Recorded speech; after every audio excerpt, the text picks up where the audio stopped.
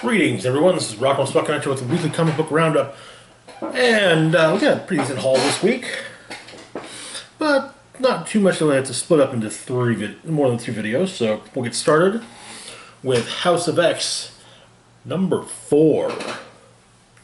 So where we left off with our Merry Mutants,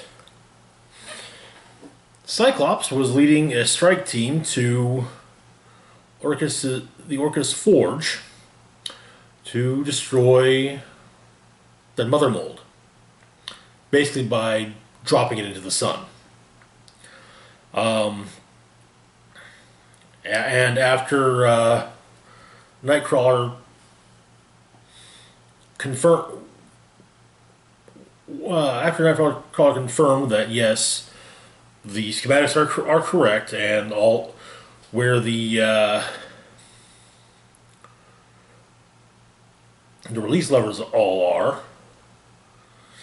Well, one of the security troops took his energy rifle and blew it up right under where the X-Men were working on cutting their way in, which caused an immense amount of damage to their ship. So, like every issue, we pick, start off with a quote. This time attributed to Professor X, simply, no more. First off, we also got some in-universe information, which we'll get into at a later video. So we begin an observation on Krakoa. Xavier, Magneto, Trinary, Storm, Beast, and the Cuckoos are all gathered together. The idea being that the Cuckoos will link everyone together so that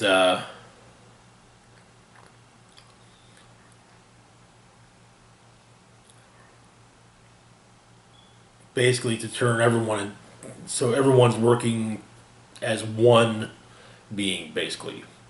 Observation, analysis, invocation. And connection.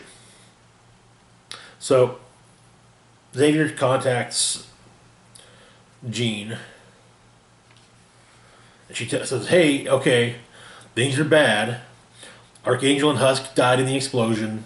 Nightcrawler has an internal injury. Logan is really badly hurt. And yeah, but the mission can be. But they hey, the mission can be completed because we have to. Otherwise, everyone died. Those who died those who died, and those who might die, those who could potentially die, will have died for nothing."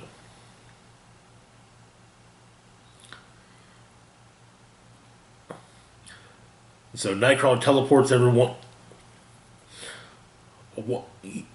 Nightcrawler teleports various members of the team in, while Jean and Monet stay there to maintain the connection with Krakoa. And if anything, just make sure that Krakoa knows what happened.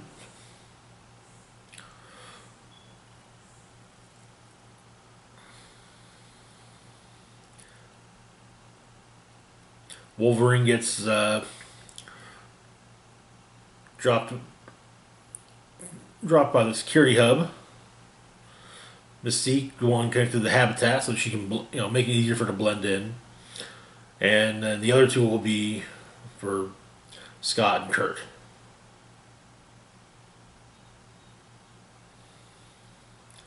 Once everything's done, Nightcrawler gathers everyone up, and they'll worry about finding a way out of there. So, Mega Sentinel is basically, is telling Dr. Gregor, hey, look, I get it. You and that one guy, you and Homeboy had a thing. Well, he did. So, he's dead. And if you keep sitting here bawling, we're gonna be dead too. So, yeah.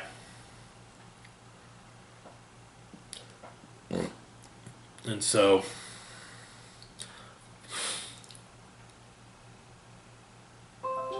apparently their security skips were attacking the what's left of the ship.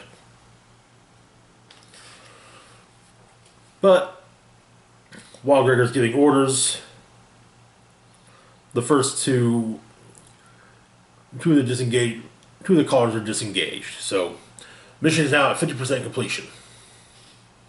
We learned that it was the ones that Wolverine and Nightcrawler were sent to. And Wolverine leaves in his wake a whole bunch of dead AIM troopers. While communicating with Krakoa, however, Monet and Jean realize that they're about to be boarded. So Monet basically shoves Jean into an escape pod and says they're expecting to find someone here. So you go in the escape pod and live. And then Monet switches to penance. Okay, I'm just saying, I was never fully clear on what the whole Monet Emplate penance thing was. Mainly because I was out of comics at the time it was fully explained. But basically it gives her unbreakable skin and lots and lots of blades. Not just her hands, but her hair as well.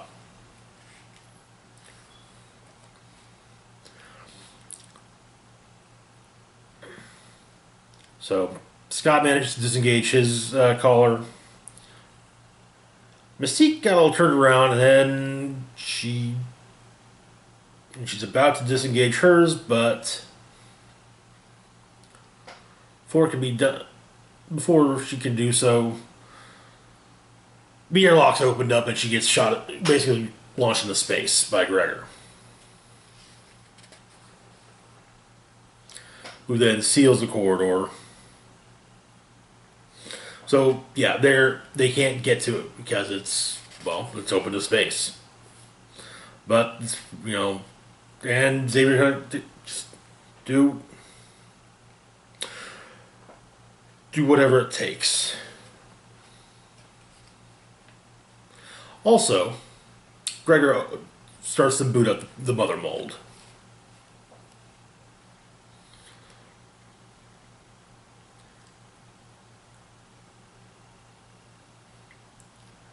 But looking at it, Wolverine and Nightcrawler, we can get there. And Cyclops kind of is like, okay, go. Wolverine and Nightcrawler have a quick chat about the afterlife, and then Nightcrawler teleports the two of them outside the orbital facility, in orbit of that's orbiting the friggin' sun. And Wolverine, as the skin is being burned off his body and as he is explosively decompressing, slices up the last thing holding the mother mold in place, and the mother mold and Wolverine both tumble into the sun.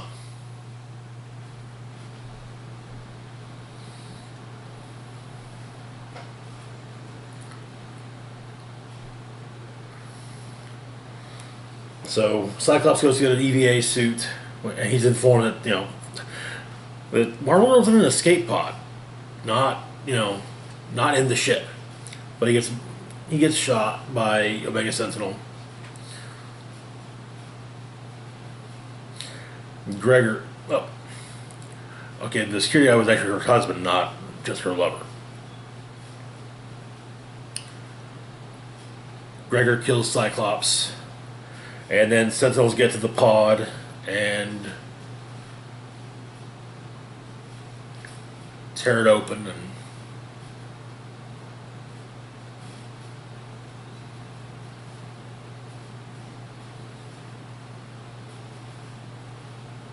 Jean dies as well.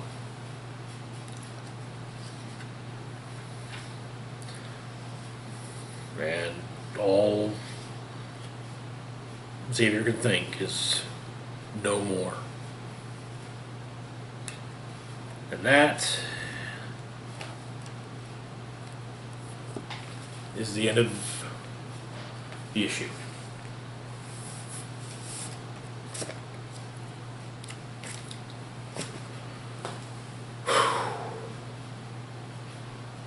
Yeah. Alright, okay. Moving on to Savage Avengers number 5. Where we left off with the Savage Avengers. The full team was now put together.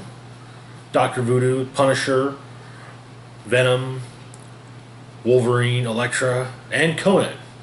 Conan, however, had been badly injured, and a symbiote that had been held captive for ages by Kulan Gath bonded itself to him to basically keep him alive. So, also, well, Kulan Gath had managed to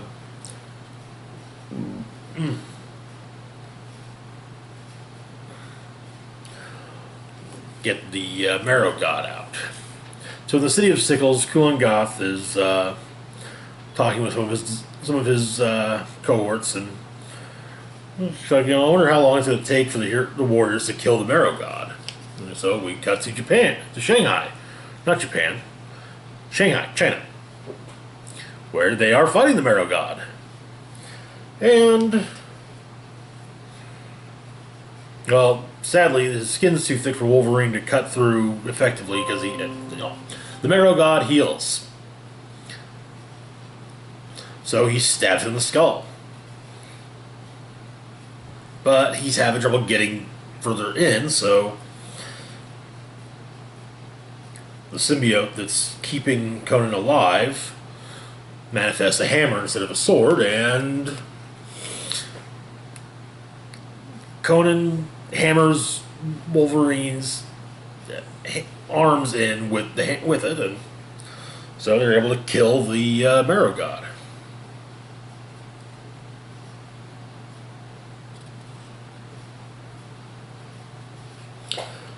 And so return to the city of Sickles,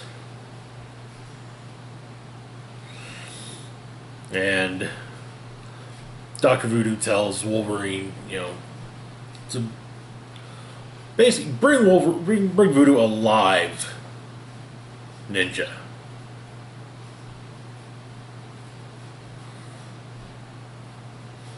Mainly so that Voodoo can save Conan. So Wolverine, Venom, Elektra, and Punisher charge headfirst, plowing their way through, stabbing, shooting, slicing, ripping apart their way through the hordes, and Wolverine does manage to bring a still living ninja to Voodoo, so Voodoo kind of says, "Do you really need to cut off his arms and legs?" Logan replies, "Yes," while pulling a sword out of him. And it also adds, "If you don't like how I do the shopping, you do it." Turns out, though, the plan Voodoo has is to steal the life force from one soul and pass it to another. And he says the stain of it will never wash from him. It's the darkest magic darkest spell he knows.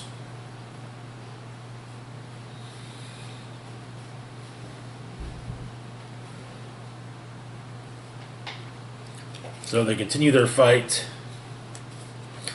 And Kulan Gath does manage to stop them before stepping through a portal, but he also explains that either A, they can bend the knee and serve him of their own free will, or they can wait a year for the Marrow God's infection to take hold. Either way, they will serve him before he leaves this world a husk.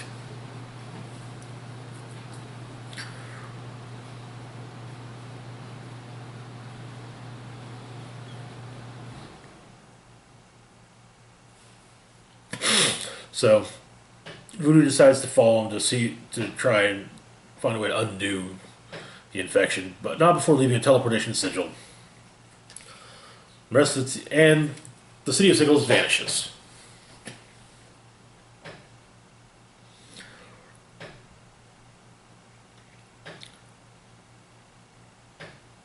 Punisher reclaims the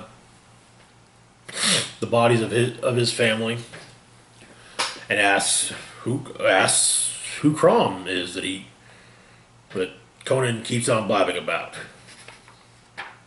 And Conan tells Punisher who Crom is, and well, Punisher doesn't entirely seem to too public. Okay.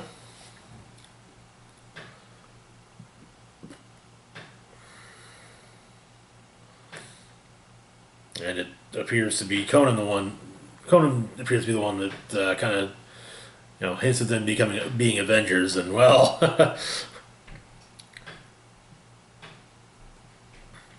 Logan and Elektra both are like, whoa, whoa, whoa, let's not use the A word.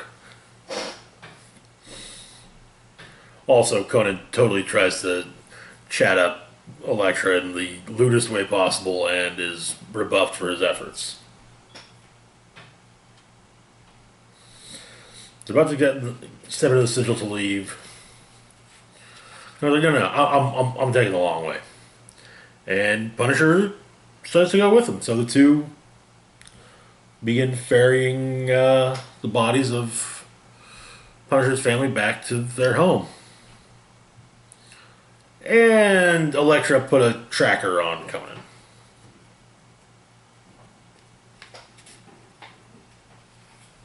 And that is where the issue ends. Not a bad first arc. It's honestly not the best Avengers title. And I'm not just saying it because the Jason Aaron title's quite good, but it's just kind of meh. It's honestly kind of seeming like Marvel's like, hey, we've got the Conan license, we can do whatever we want with it. And they are. Anywho, moving on to Web of Black Widow, number 1. So, Web of Black Widow is in part a reimagining of her origin story. But we begin New York. Widow shows up at a party. She sees this businessman talking with Tony Stark, and she remembers having someone in a rifle scope at some point in the past. So anyway, Natasha walks up to Stark and her target, Walter Sobel, and asks Stark if for a dance. So Tony, of course, does recognize that yes, this is Black Widow. So they're talking, and he's explaining. She somewhat explains what's going on. We also kind of get a earlier and now bit where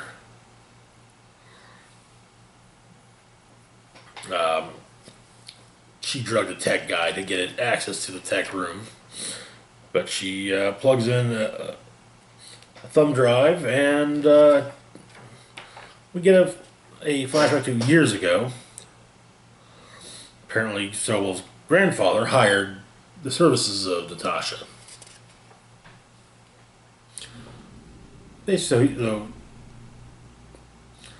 kill the competition. And because the thumb drive is kind of here's your grandfather, here's the competition he killed.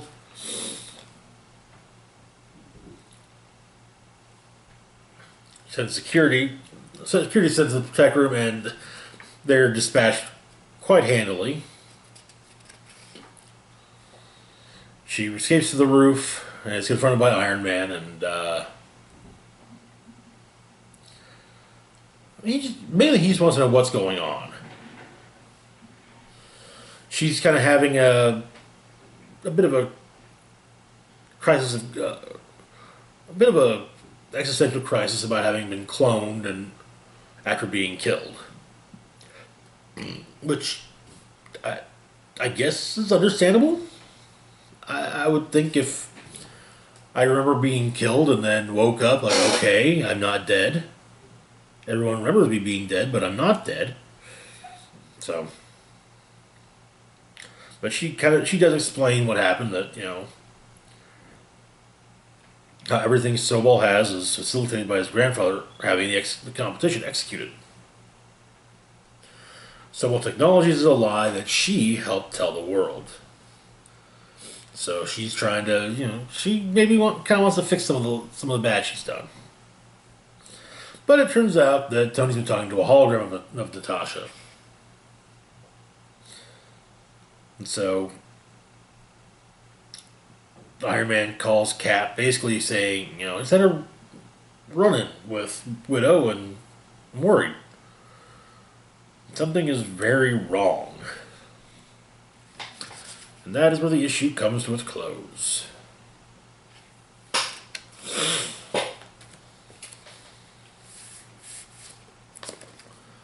Moving on to Punisher number 15.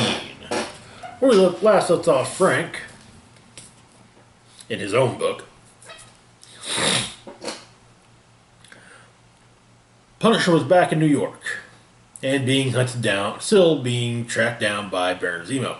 So it's more of a they're both after each other kind of thing. So yeah, but Zemo has his own team of Thunderbolts and Hydra masquerading as UN peacekeepers. Yeah, and he's basically, and he is being reluctantly aided by the mayor of New York, Mr. Wilson Fisk. Well, turns out Punisher does have,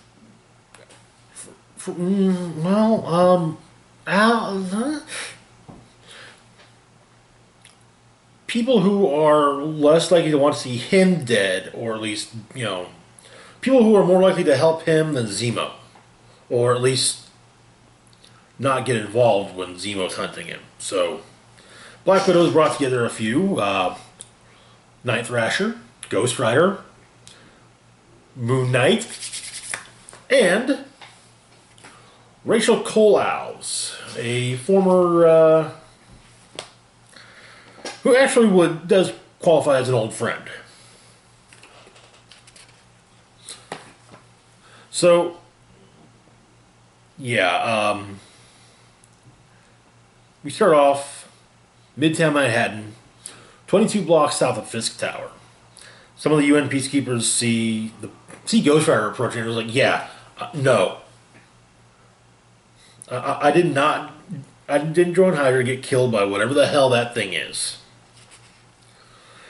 Turns out Zemo, though, is waiting to hear of Punisher being spotted in Fisk Tower with the Thunderbolts. Though Moonstone is not happy about this because she's not the hiding.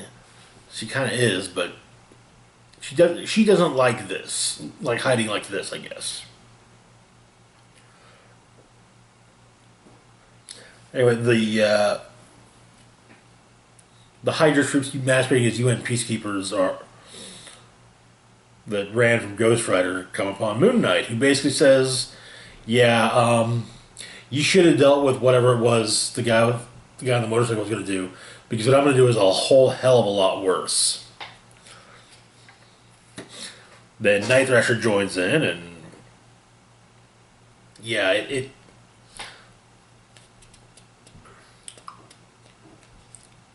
Sergeant Cole Alves and Punisher made their way to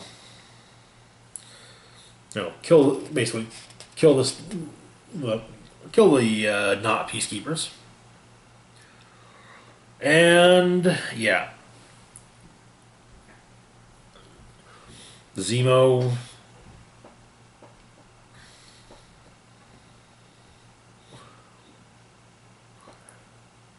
kills one of the peacekeepers, as an example, and hops on top of a tank and starts rolling down towards where Frank and his crew are. They actually get kind of close, but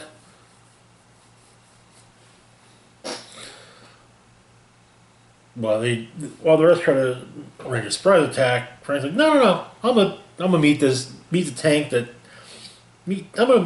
head on. So it's like, crap, we kind of have to go help him, don't we?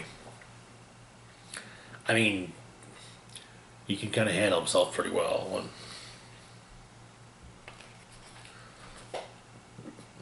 Yeah, it's a bit of a massacre. Looks like Punisher at least damages. I'm pretty sure at this point Fixer's an android anyway, so yeah.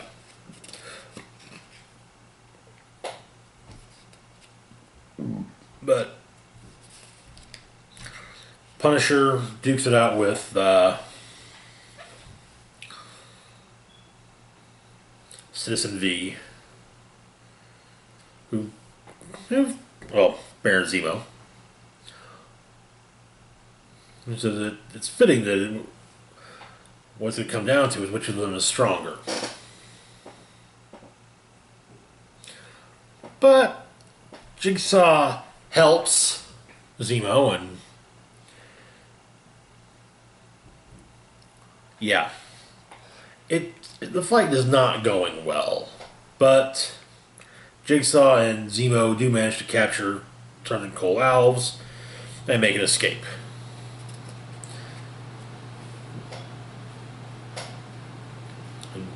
And Zemo taunts Frank by saying, you want me?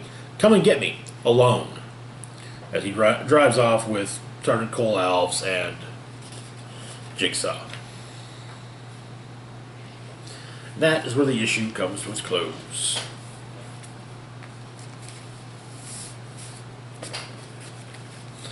Moving on to our last comic for this video, Old Man Quill #9. So where we left off in the Wastelands with Peter Quill, after realizing that he'd been hallucinating the other Guardians all along,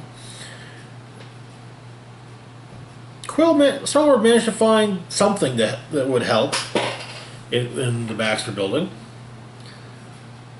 Tony Stark's old Hulkbuster armor, and so he puts that on and goes up against the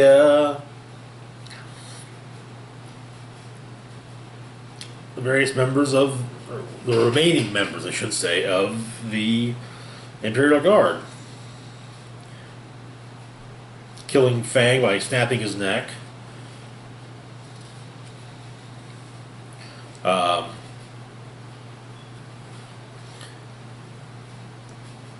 Going toe-to-toe with Warstar quite a bit.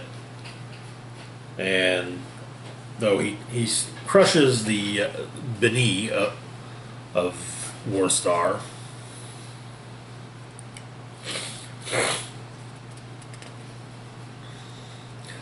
Gladiator, of course, proves to be a bit more of a problem.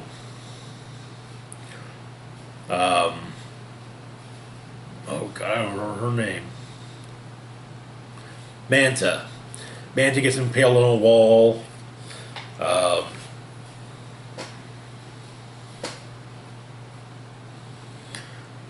Warstar is taken out.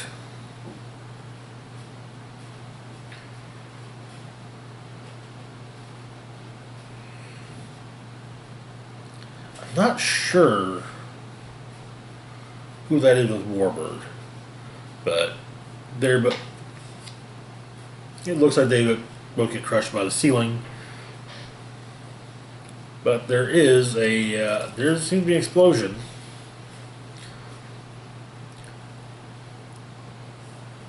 And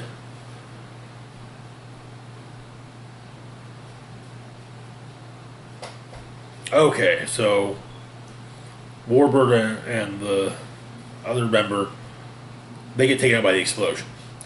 But Quill manages to escape with Herbie, as he just in the nick of time, And so does Gladiator, for that matter. Well, no, actually, Gladiator misjudges how fast the explosion is expanding, and yeah. But the armor crash lands, and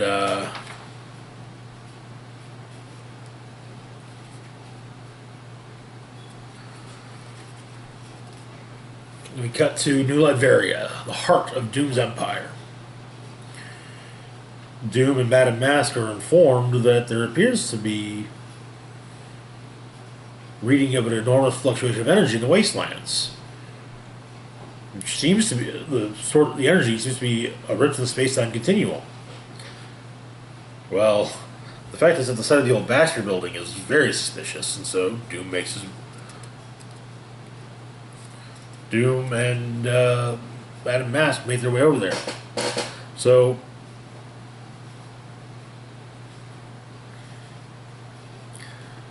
one last time, Peter hallucinates the Guardians, basically telling them, hey, you did good, except for the fact that you didn't get the ultimate nullifier, so nothing stands in Galactus' way.